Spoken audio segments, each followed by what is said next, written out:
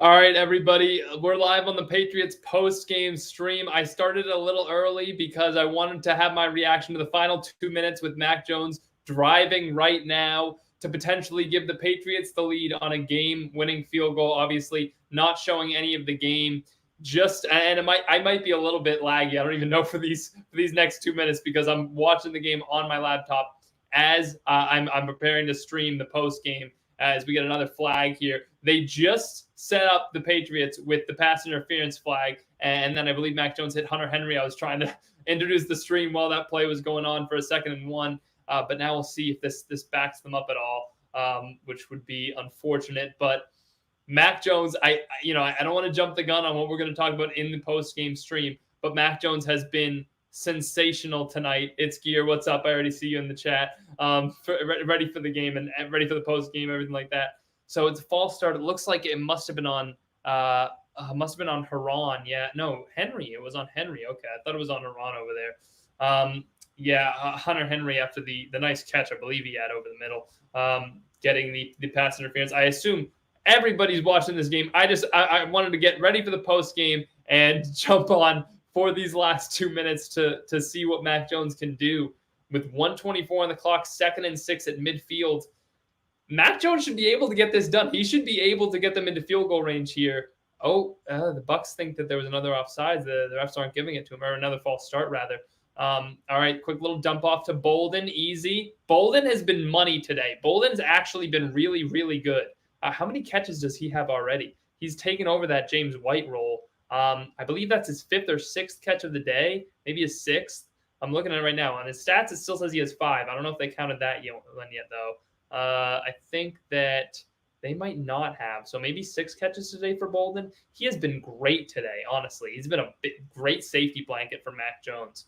All right, here we go. 1:11 to go. Knocking on the door of field goal range. Folk has that field goal streak as well. Bolden next to Jones in the backfield here. Okay, this is big. This is big. Bucs sending pressure again. We'll throw to the outside to Myers. Just long.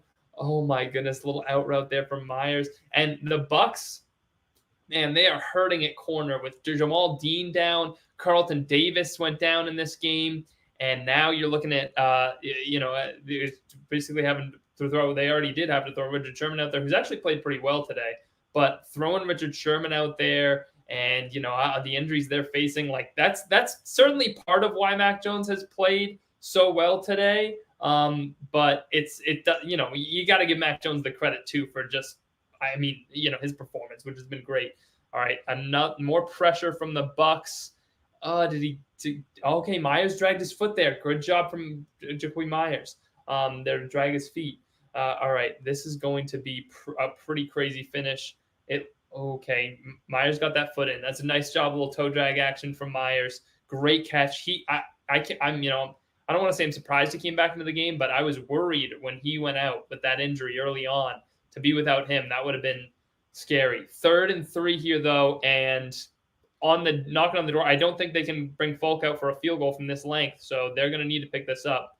I think this would be a record for Folk if he hit this, which and it's knocked down at the line. He had Myers open too. He had Myers open, and he just couldn't get it over the line. Wow, that could have been the game right there. That could have been the game. Myers catches and runs that and gets him into field goal range. But now they're going to bring Folk out from this distance? Oh my goodness. Wow. Is this the record? Would this be Nick Folk's? This has to be close to his career long and definitely his Patriots long. Let's see here. Wow. This is crazy if they actually kick this. Nick Folk's career long is 56 yards. Oh my goodness. Oh my goodness. Did he hit it? No, he missed it. Oh my goodness. Was that? Oh my goodness. So the streak comes to an end. That would have tied his career long. Wow. Did that hit off the upright or did it just go wide? It hit off the upright. Wow. It would have just barely snuck in. Oh my goodness. Just a little wide. Wow. That close. They went for it, even in all the conditions and everything. And Brady's pumped. Wow. Wow, wow, wow. And that's it. The Patriots don't have enough timeouts to stop the clock, so that is going to pretty much do it. Folk was right there. I wish I could see a replay of that because the camera wasn't good on that 3rd and 3 for Mac Jones. Wow, that is a brutal way to end what was really shaping up to be a game of a staple game for Mac Jones and a staple of his rookie season and a defining game. And it may have been anyway, but the Bucs sent 5. And then who was that? That was Lavonte David that got up and swatted that. Wow. Lavonte David with the swat. Good defense. You can see Mac Jones a little upset about that on the bench now. Buccaneers will just knee it out, and that's going to be the ball game. So the Patriots lose in very, very disappointing fashion on that one. Wow.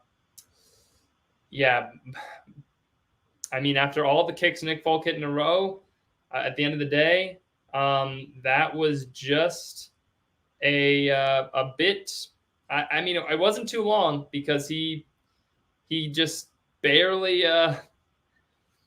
he just barely went wide. So I mean, he had the leg to get it there, even in the conditions and all, and he just came up a little bit short. Or a little bit wide, I should say. I keep saying short. It's just tough. Tough to end a game that way for the Patriots. Brutal finish. Patriots fall to 1-3 now, and on the brink of really beating. Forget the Brady aspect of it. To go to 1-2, you have a rookie quarterback. You're hoping for a good season, but you're thinking, how much of this is this rookie quarterback going to play into it? And then. You come so close. You go against the reigning champs. Again, forget the Brady aspect of it. You're going up against the reigning champs. You're a 1-2 football team, and you come that close. And Brady is very excited about that. Wow, that is not the way the Patriots definitely. I mean, it's not as bad as some people were thinking the game would go, but it certainly wasn't. Wasn't the finish it looked like it was shaping up to be. I mean, the third, I don't want to, my computer's going to overheat here if I leave this up too long. Have we gotten the Brady-Belichick handshake? I see, there it is. Very quick one. Little hug from Belichick, and then he walks away. So if anyone was interested in the Brady-Belichick interaction after the game, it was very short. Not much there at all. Just quick little hug, see you later. So I don't know if anyone thinks it matters. I know people are probably going to talk about it, so I'll mention it. It was a quick little hug, and that was it. I want to go back to this last set of downs for Mac Jones and the Patriots. First down, he throws, and honestly, Myers probably should have had that. It looked like he almost wasn't ready for the ball when Mac Jones threw that little out route. I don't think they showed a replay of it, so I can't see the best angle, but it does look like it went off his hand. I mean, close, but Myers, that would have been another first down if Myers had gotten that. Second down, Jones is under pressure, and he makes he's got his offensive line being pushed into him, and he makes a great throw to Jacoby Myers on the sideline. Myers made I don't want to say made up for it, but nice catch on the sideline there, and then just the 3rd and 3. So I don't know. It's hard to second guess anything they did other than maybe not going for it. I mean, I get that Folk had the leg to get it there, so fine. I mean, I'm not going to question trotting him out there too much because, hey, you have the leg for it.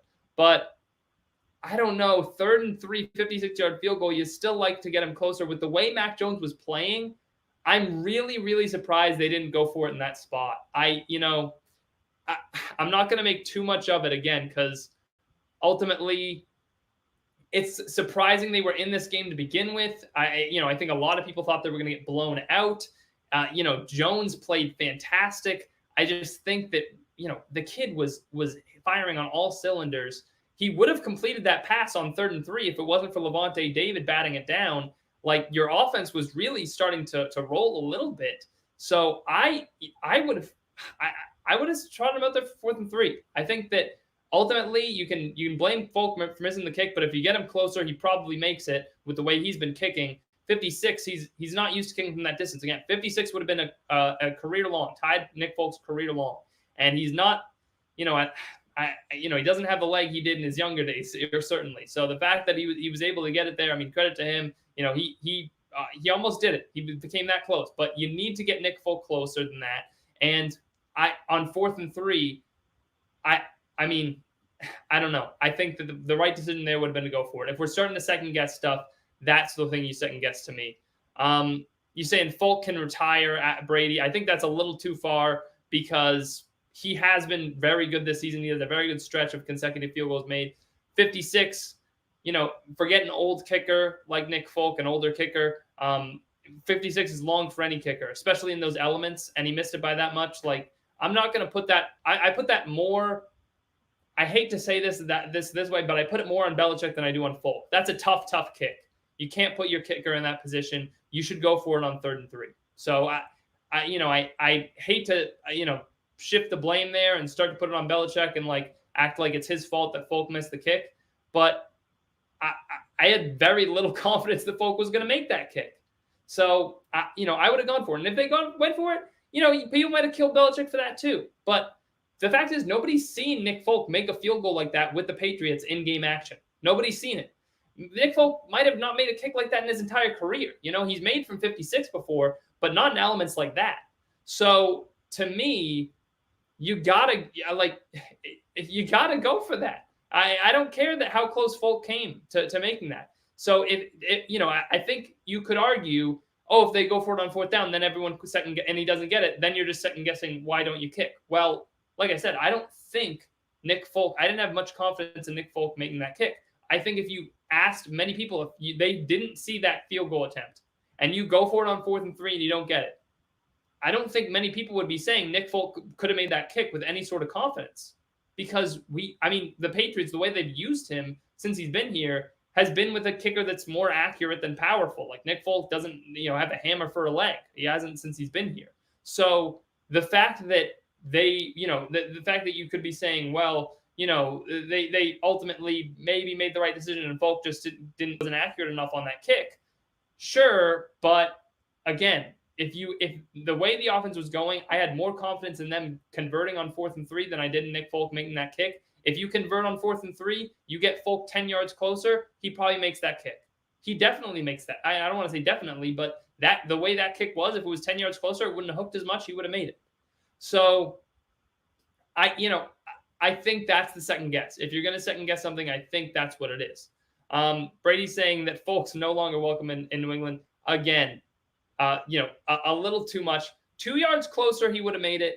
Such a close game. Again, yeah, that shouldn't be lost in it. I hate to do the moral victories thing and the silver linings thing, but we should get into some of that because Mac Jones was fantastic. You hung with the reigning Super Bowl champions. Your schedule's easier coming up. You should be getting Trent Brown back. You should be getting Stephon Gilmore back. Like, those are important things. You should be able to run the ball once Trent Brown is back. So those are all important things. We can play the silver lining game and talk about what could be in the future. But the 2 yards closer thing, I don't know. You couldn't run the ball all night. Again, so it's 3rd and 3. You weren't running the ball all night. You really couldn't run the ball all night. But there, do you try to pull it out? Do you try to catch the Bucs off guard on 3rd and 3 instead of passing the ball? I personally, again, Mac Jones was so unreal that I'm not going to take the ball out of his hands there. But 3rd and 3, even if you don't get it, if you pick up 2 yards, does Folk make that kick? I don't know. It's, we could play this all day of should they have done this, should they have done that? But 2 yards closer, yeah, he probably makes that kick. And 508 saying you can't be mad after that one. I think that I understand where you're coming from, but that there is two schools of thought here. The first one being you played better than anybody expected you to. Most people were picking the Bucs. Most people were probably picking the Bucs and the points. Like, people, the Bucs are a lot more talented in all likelihood and a lot more established and the reigning Super Bowl champions and all this stuff.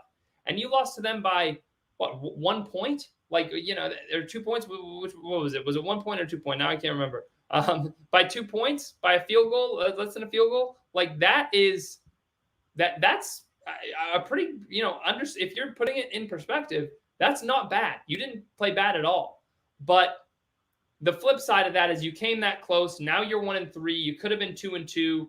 And the other important elements of this game of like, hey, it was the Brady Bowl, the one game you're going to get a chance. Yeah, Brady won the Super Bowl, but you can beat Brady when he returns. And then all of a sudden, you can staple on your mantle, Belichick, and put on his mantle forever for the rest of his life, 1-0 against Tom Brady, and he can't do that anymore. So that's a little bit, it stings a little bit. So as much as you want to say you can't be mad after that one, if it wasn't for the Brady element and the fact that you're 1-3 now, I would agree with you. But now, the whole Brady stuff, I don't want to get into too much because it's less about the Patriots. It's less about the season. It's less about what's important to the team actually making the playoffs and going forward. It's more legacy stuff and bigger picture. But the smaller picture is you're now 1-3. You could have won this game. It's the second game you've lost on a gaffe, a mistake, you costing yourself the game. I mean, they should have beat the Dolphins, and what, they lost that one by 2 points too, or 1.2, like a field goal game, and you fumble it away. And then you lose this game to the Buccaneers when you were right there. You could have hit the field goal and taken the lead. And would a Brady have marched? I mean, look, the element we're kind of missing in this is even if Folk makes that kick, Brady still has, 50 seconds to march his team down the field, 55 seconds. Would you like your chances with Tom Brady in Foxborough with, I think they had all 3 timeouts, just needing a field goal to win the game? I probably wouldn't, I think Brady would probably be able to do that, but the way things played out, we're just talking about, well, the Patriots would have won the game if they made the kick. Well, would they have? Would they have? I don't know. Brady probably could have marched the Bucs down the field there. So it's so hard for me to to say, oh, you can't be mad after that one, when the fact is there are other elements to this beyond just the thing of the singular game and saying, well, they could have, they hung with the Super Bowl champs. Well, now you're in a tough spot moving forward. You can't, 1-3 is tough to climb out of, especially if you want to make the playoffs this year. I'm not going to put that comment up from CS Local saying the Pats, well, he just said, I don't know. I'll talk about it at least. He said the Pats suck, basically. I don't think that's fair. They are 1-3, as I just said, but they've been in these games. They could just as easily be 3-1 if it wasn't for a couple plays. And the schedule is opening up. So as tough it is to climb out of a 1-3 record, the Patriots can do it. They could possibly do it. And maybe we'll get into that later if we have time. Governor saying fire Belichick. I was questioning Belichick off the top of the stream a little too far. I think you can say that Belichick maybe should have gone for it on 4th and 3. I think you can question some of the decisions. I don't think that you can honestly say that he cost them the game.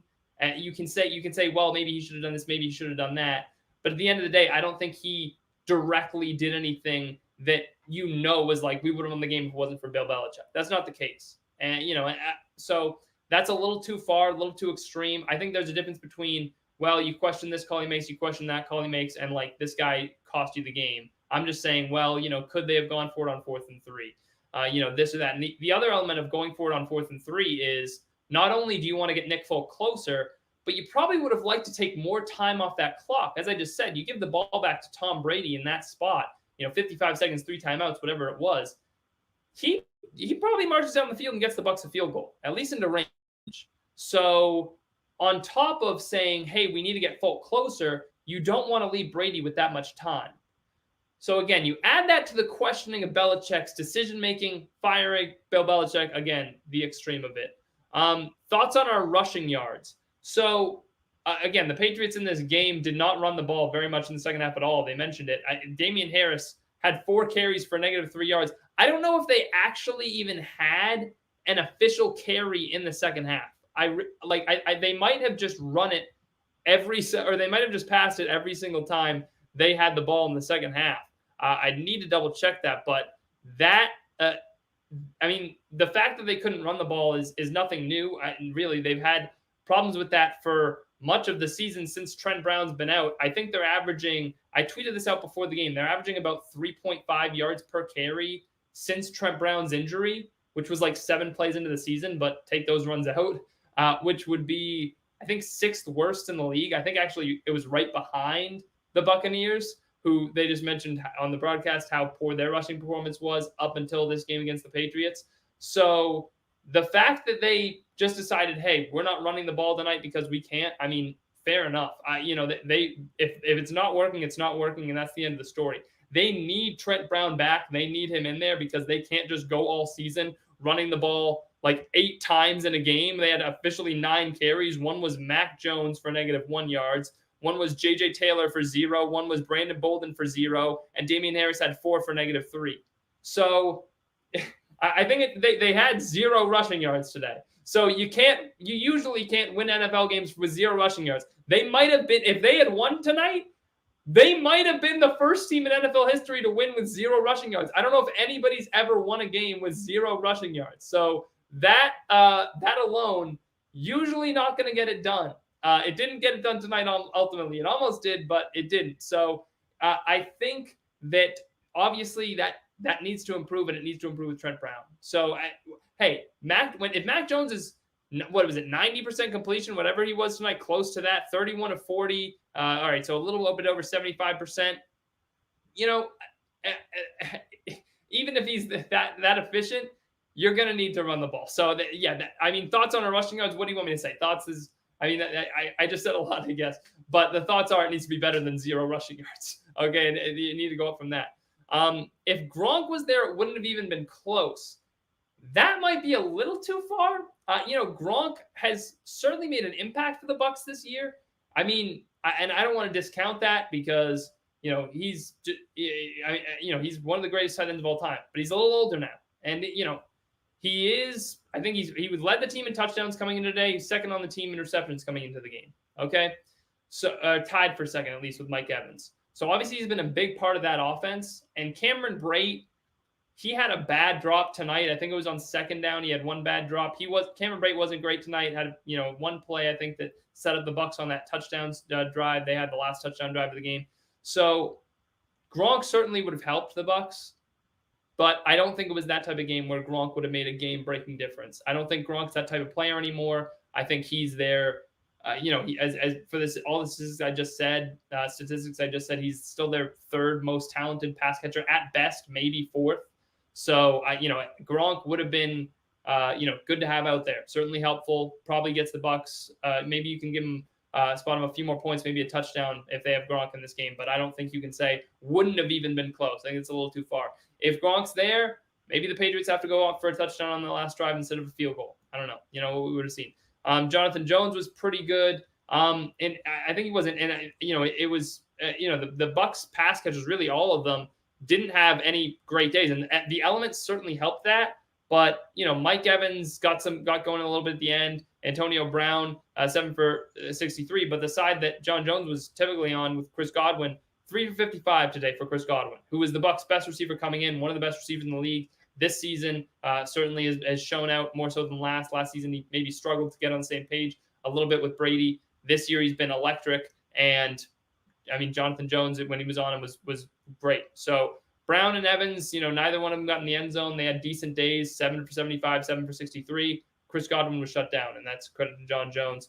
M3 saying something about something that we're not going to talk about. Darren in the chat with the super chat. Fire director who kept showing Steve Belichick. Steve Belichick did have some, and shout out to Darren for the super chat. Darren, yeah, I'll give you the $2 back tomorrow. But Steve Belichick, he didn't have to. They had those little weird things where he was sticking his tongue out. I didn't understand that either. I don't know if they ever explained that on the broadcast. Did anybody? Did people explain this with this whole Belichick thing of why he kept sticking his tongue out, making these weird faces? Do I need to pull this up because this was like so odd that they kept doing this. Hold on, I'll see if I can find it.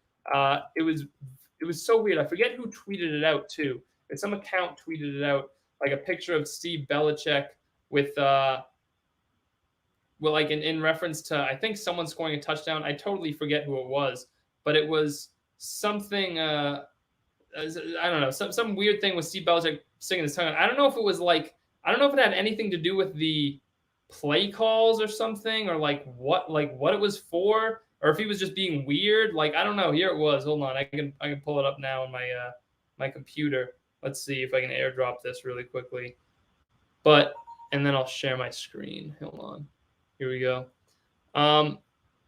But yeah, this was. Oh wow, did I really just cut over to this? Hold on, guys. This was I don't know why that did that. Sorry about that.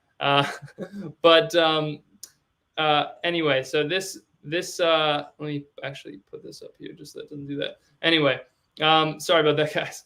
But do I have this Steve Belichick thing up now? Here we go. All right. The Steve Belichick face that that is being referred to here is this, whatever this one is. Don't exactly know what's going on here from Steve Belichick. Again, he kept doing this. They kept showing him with his tongue out.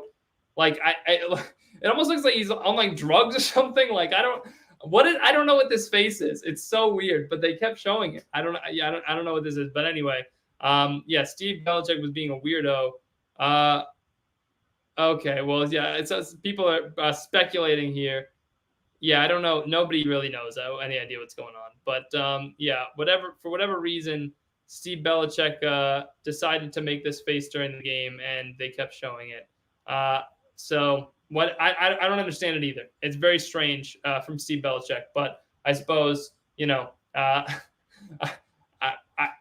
I have no idea what it is. I'd like to know. Like, is this supposed to be some sort of signal to the defense, or is he just being weird? I have no idea.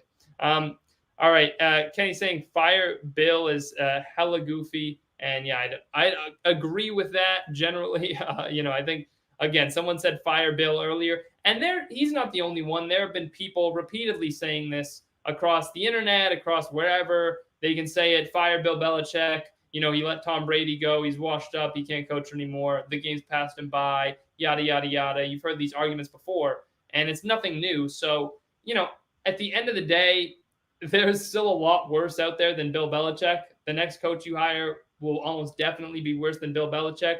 And your team can be a lot worse off. Like quarterbacks that were, more talented than Mac Jones or went higher in the draft got stuck with, the Jets who, hey, they won a game today. But, is Zach Wilson in a better situation than Mac Jones is with Bill Belichick? Does, Trevor Lawrence, is he in a better situation than Bill Belichick's built for Mac Jones? Probably not. So, people seem to think, and I think this is part of the Patriots kind of falling from grace a little bit here. I'll get the Steve Belichick thing off the screen. I don't want to freak you guys out too much with that. But I think this is part of the thing of the Patriots, falling out of favor a little bit here and becoming a bit of an average NFL team. And people saying, well, you need to get back to the playoffs right now, and we need to be back where Tom Brady is, and all we'll accept is the greatest of the great. Well, if you fire Bill Belichick in the hopes that you're going to find something better, you're probably not going to find something better. You're probably going to get worse, and then you're really risking destroying your franchise and dismantling your franchise. At the end of the day, Robert Kraft chose Bill Belichick over Tom Brady. He has to stick with that choice. You can't try to, fix it by, okay, now we get rid of Bill Belichick and we're starting over with a new quarterback and a new coach. Like, you're really walking on shaky ground if you decide to do that. If you look at all the situations for all the rookie quarterbacks in the league, this is still the best one. And there's a reason for that, because Bill Belichick's your head coach. If you go out and you hire, any number of these, assistants coming through the ranks, or, I don't know, you just promote Josh McDaniels, who hasn't had the most coaching success in his career, or you bring in Bill O'Brien. Like, do you want the Patriots to hire Bill O'Brien as their next head coach? He's out there right now. Like, you're risking a lot worse, and you could suddenly turn in from a team that still has an established head coach and an established leadership structure and a culture, and you're turning that into a team that is completely decimated, rebuilding from the ground up, no foundation of what you had previously with previous Patriots teams, and all of a sudden there's none of that there, and you're a completely new team, and you're risking becoming one of the dregs of the league, really. So I think that's risking too much right now. You've chosen to go with Bill Belichick. You have to stick with that choice. Bradley saying you have to imagine Kraft is a little bit annoyed at the performances of this team after spending all this money. And I think you have an argument there, but I will say that typically the teams that do spend money in free agency, they usually don't have great success in the following years. So, I would venture to say that, a little bit, there has to be, I don't think there can be too much buyer's remorse as far as, Kraft right now. We'll see how the season plays out. If we get to the end of the season, the Patriots are still bad. That'll be one thing. If we get to the end of next season, the Patriots are so bad, then I think that really starts to set in. Because to me, after you spend all this big money, it should be the next year, really, where you start to build things up. You get your players more comfortable in their current situation, more used to the playbook, yada, yada, yada. That's when you usually see the jump from these teams that go out and spend big in free agency. It doesn't always work. It really doesn't. And it's not a trend that usually works for NFL teams. It's not, just going out and spending big in free agency usually doesn't fix your problems if you're an NFL team out there. So, should Kraft be a little upset? Yeah, I guess so. Kraft should be upset about a lot of things. And most people should be upset about the Patriots right now, being that they're 1-3, even with the good things there are to take out of this game in the first few games. But I still think that you need to let this play out a little bit. And that might take a couple of years because you're going to have Hunter Henry and Johnny Smith for a couple of years. And you're going to have Matthew Judon for a few years and et cetera. So, and you're certainly going to have Mac Jones for a number of years to come, as it looks like. So, you can't get too far into the things of,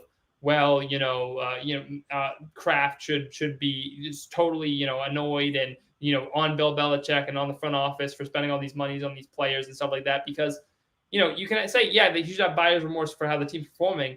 But the guys you went out and signed tonight, at least, we can talk about how they were in the first 3 weeks.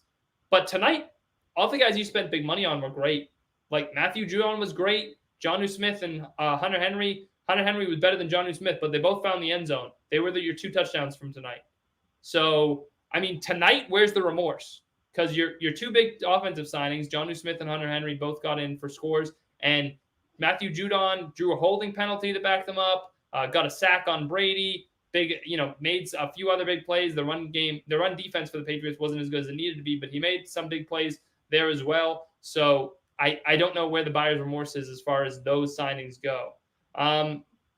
CS saying, with his fake legacy online, I wouldn't doubt Belichick had that whole stadium mic'd up. I don't know what to say about that. I will say that at one point in the game, when the Patriots had, obviously the Jacoby Myers fumble that was called an incompletion, and then they had the J.J. Taylor fumble. Before I saw, okay, he took like 4 steps there, I was like, okay, that's going to be a catch and a completion and a fumble and all that. I thought, man, will that be overturned too? And then I thought, like, the thought popped in my head of, will Brady come out in the post game if like things go a certain way and the Patriots, get the benefit of the refs? And will he say, oh yeah, the Patriots over there, and make some comment about the Patriots get a lot of calls from the refs and a lot of things happen in this stadium? And would he go as far, like, stoop as low as to do that and take a little jab at them? And it didn't end up playing out that way, and so it wasn't happening. But I did think, I was like, well, if this Taylor play is overturned, which once I saw it a few times again, I realized it never would have been. But if this Taylor play is overturned, will Brady come out and do something like that? But ultimately, it didn't come to that. Antonio, Antonio, I'll try to get to your comment at the end, Antonio. Put that in. Remind me if I don't get to it at the end of the stream, and we'll talk about that. What is this? Can we talk about Kick M3, please? What is Kick M3? Kenny, you're gonna have to update me on what you're talking about. Kick M3. I'm trying to think. I don't know what Kick M3 is. Oh. Can we? I have put a call in to do that, Kenny. I see what you're talking about. I have put a call in to do that. So hopefully maybe that works out. Steven saying Belichick didn't even talk to, I think you're saying Brady instead of Reddy. I think you mean to say Brady. What an arrogant ass. Yeah. So we talked about this a little bit. I didn't want to bog it down too much, but it was Belichick runs up to Brady, gives him a quick little hug and walks away. It was like for a second. I think it was the handshake and the hug and then ran away. So that was the handshake. And it's been a big thing with Belichick over the years. People have talked about it with, Parcells and with Mangini and all this stuff. And it kind of went away. And now it's come back with Brady. So I don't know how much publicity this is really going to get. I guess it was kind of notable because we've heard all this stuff about the relationship, and how it's not actually that bad. And they've pressed that.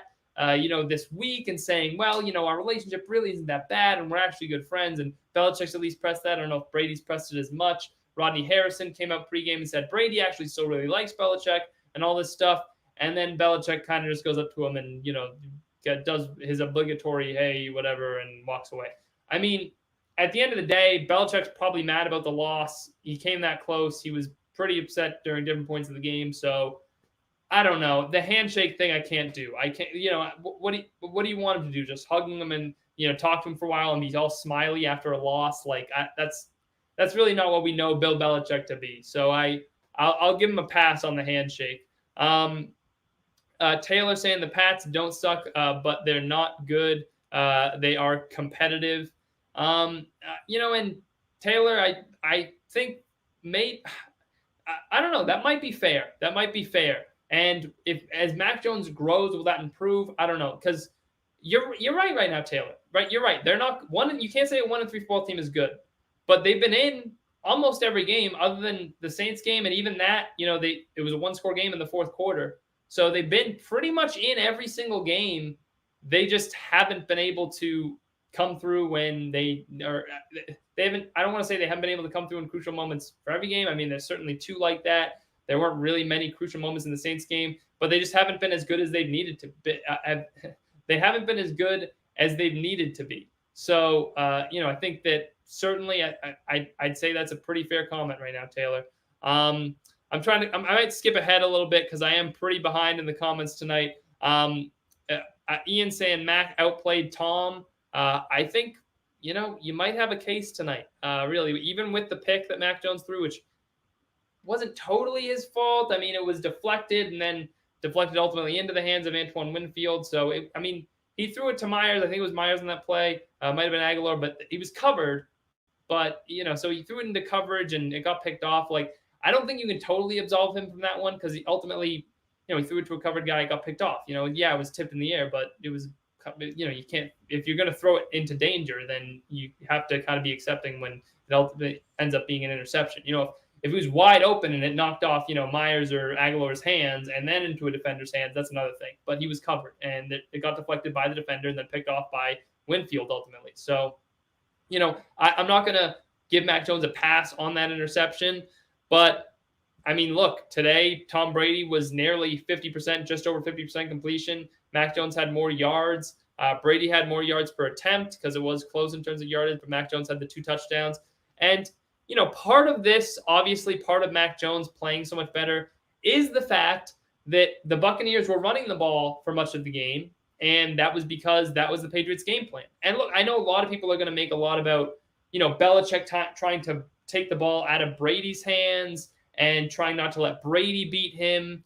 And I think maybe there was an element of that, but I don't think it was a spite or a petty thing. I think it was just, I'm playing the greatest quarterback of all time. I don't want to put the ball in his hands. And the Buccaneers have this season so far not been a prolific rushing team.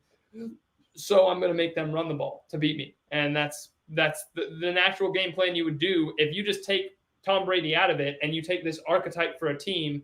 Hey, prolific passing offense, haven't been great rushing the ball this year. You're going to make them run the ball. So it's not, I think it has very little to do with Tom Brady. Wow, I am way behind. I might just pick out some of these that we haven't talked about yet. Steven saying Mac Jones will be a backup in 2 years. That is crazy. I don't know how you can say that after tonight. Again, people saying Mac definitely outplayed Brady. I think that is a little bit, I don't want to go too far, but that's fair tonight when you look at the statistics. Well, to be fair, Darren, there's a lot of comments. I'm sorry. I should have got to it. I should have got to it early. That's fair. It was a super chat, so I should have skipped the line. I'm new to this. You're right. I should have skipped the line. And I don't know who you're talking, Eric. I don't know, or Taylor. I don't know who you're talking about specifically. If you're talking about me or someone else, maybe you're talking about me. Maybe you're talking to someone else in the chat about being patient. But I was kind of stressing being patient with this team and being patient with Mac Jones. You can't say he's going to be a backup in 2 years. You can't say, oh, the Patriots should have buyer's remorse. They're still building here. We talked about Bill Belichick building in slow starts. I think people were disabused of that notion, whatever the word is, last year when they never got going and they never had that big run. They never made the playoffs. But that was just 1 year, and this team's a lot more talented. So let's see how it plays out, especially with an easier schedule coming up. The Dolphins ultimately last season were still a pretty good team, and they just short of making the playoffs. And the Saints, as it turns out, last season they were really good, and as it turns out, they've been okay so far this year, and they struggled a little bit. They did lose to the Giants today, but they've been kind of up and down, inconsistent. They beat the Packers, lose to the Panthers, beat the Patriots, lose to the Giants. So they've been week to week. They've been a very bipolar team, but ultimately, I still think that the Saints are pretty good. The Dolphins were good with Tua. They haven't looked as good with Brissett, but I hate to make a judgment on them based off that. I mean, Brissett's a backup and he hasn't gotten that offense moving, but with Tua, they've been better. So if they're bad when Tua comes back, then, we can, rag on that loss to the Dolphins even more. But I'm not going to bury the Dolphins because, I still think that last season they proved they're a good team, good defense, all that stuff. So I'm not going to go too hard with that stuff. When in these next few games, when the Patriots are playing, the Texans and the Cowboys will be a tough game. The Cowboys have proven that they're a good team this year. But, the Texans are coming up next week. The Jets, as I look at this, it's a tougher schedule than I think I would have liked. And I think we thought the Patriots were going to have coming into the season. But there are some games that should be wins. The Texans is one of those. The Jets is one of those. You should probably, at the very least, get a split against the Panthers and the Chargers. You should beat the Falcons. I mean, the Titans haven't played great this year. So, I don't know. Maybe it's a little tougher than we thought coming in. Maybe their schedule is a little tougher because suddenly, hey, the Panthers are good. And the Cowboys, we knew they were really talented, but now they're ultimately good. And the Chargers looking a little better. And the Browns, obviously, are still looking good. And, even the Colts, who are coming up way down the road, have been pretty solid as well. So I think coming into this year, the strength of schedule was so tough last year and it was coming down. We thought, well, this year will be easier.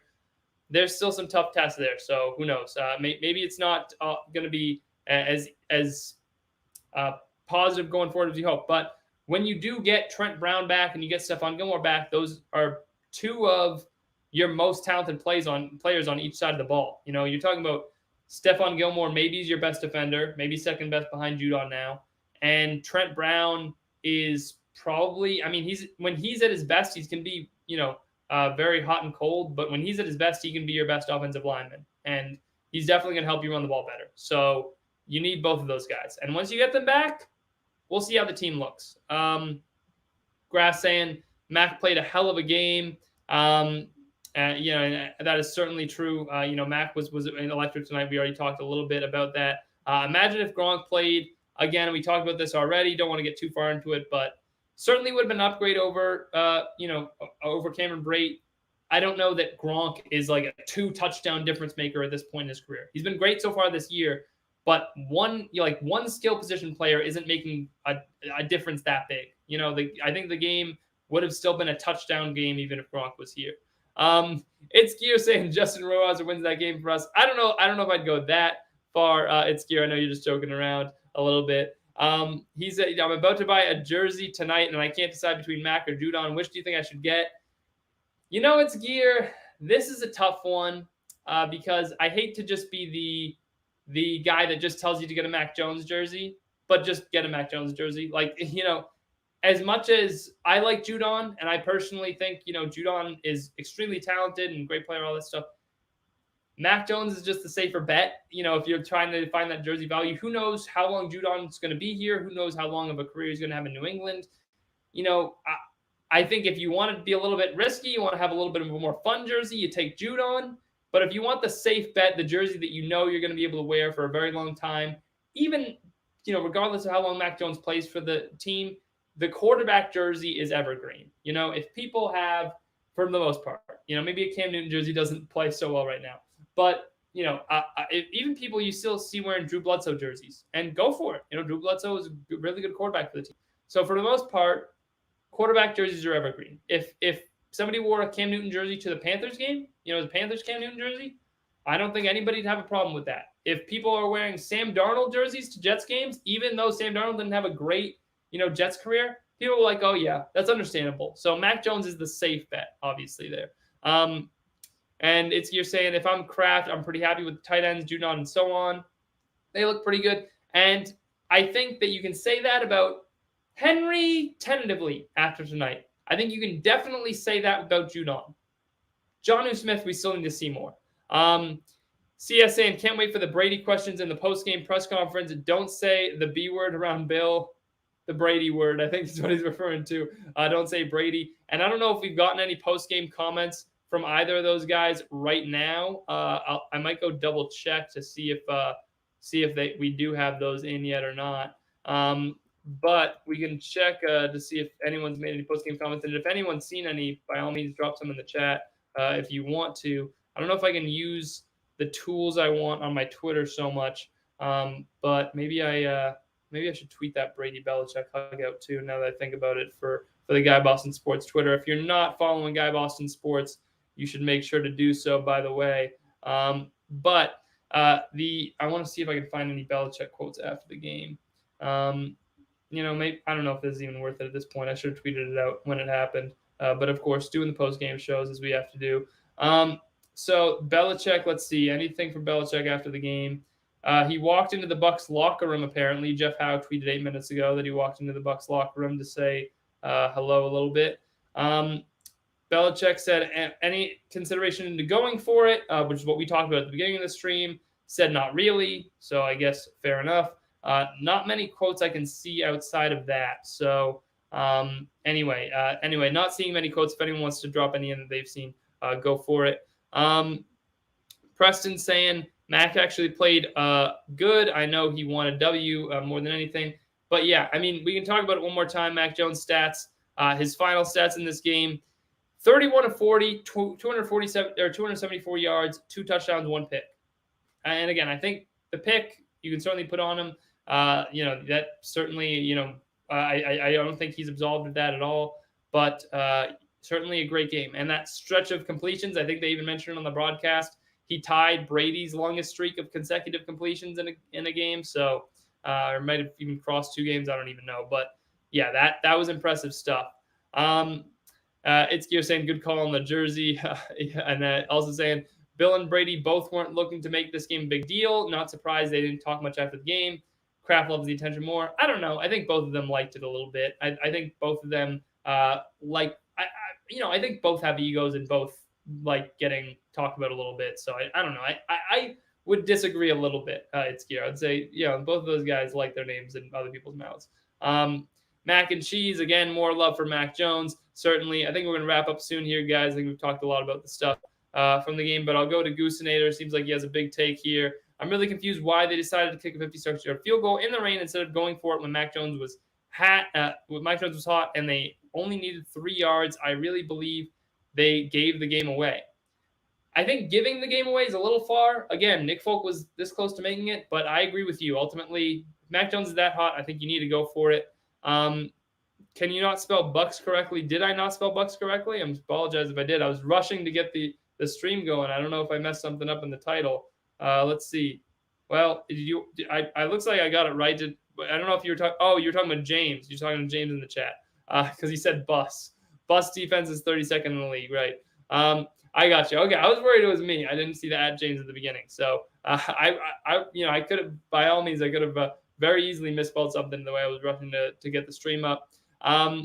Should have gone for it instead of the field goal. Again, more people talking about that, and can't wait for Boston sports media to start calling for Nordine. Folks made a number of consecutive field goals in a row, so I'm not going to go. I think that anybody saying that at this point would be a little bit silly, especially because he proved, hey, tonight didn't make the kick, but he proved he still has a bit of distance on that leg. So, hey, I think Folk deserves a bit of a pass on that one. I don't think he should get raked through the coals too much. But before we get out of here, we'll talk a little bit about Celtics Magic, just because Antonio wants it. Celtics Magic. We're going to have the pregame show tomorrow night, so be sure to tune into that. Tim and Sam and Jack are all expected to be back. Will I make an appearance? I don't know. Probably not, unfortunately, for the pregame show, because we did discuss it a little bit. I think those guys are going to be good for it tomorrow. But come back in, tune in for the pregame shows. Will Ev have a postgame show? I don't know. I don't know if Ev will have a postgame show. It'll just have to be a surprise. We haven't talked about that yet. But the big thing is just make sure to tune in for the pregame and stick around and check back for the postgame if Ev's going to have one up. And I think that if you're looking for things to talk about as far as the game goes, I mean, I think that what you should really be hoping for, you can't read a lot into preseason games because, of course, who is it? Mac Jones. Yeah, no, I'm talking Mac Jones. Carson Edwards a few years ago, the 10 3-pointers against the Cavaliers. We all thought that meant a lot, and then he kind of flamed out in his Celtics career. Now he's gone. So, biggest thing to know for this game, don't read too much into preseason, but if you want things to look for, I would say look for their style of play. I think that's going to be a big thing. Are they moving the ball a lot? Even if it's not with the starters, are they playing with more energy? Because that was a big thing about the coaching change. Is those are things you wanted more of, more energy, more ball movement. So is the team doing that? And then look for Aaron Nesmith a little bit because again, I don't read too much into preseason performances, but Nesmith looked good in the summer league. He could play a larger role for the team this year. If he's playing with confidence out there, can that translate into the regular season?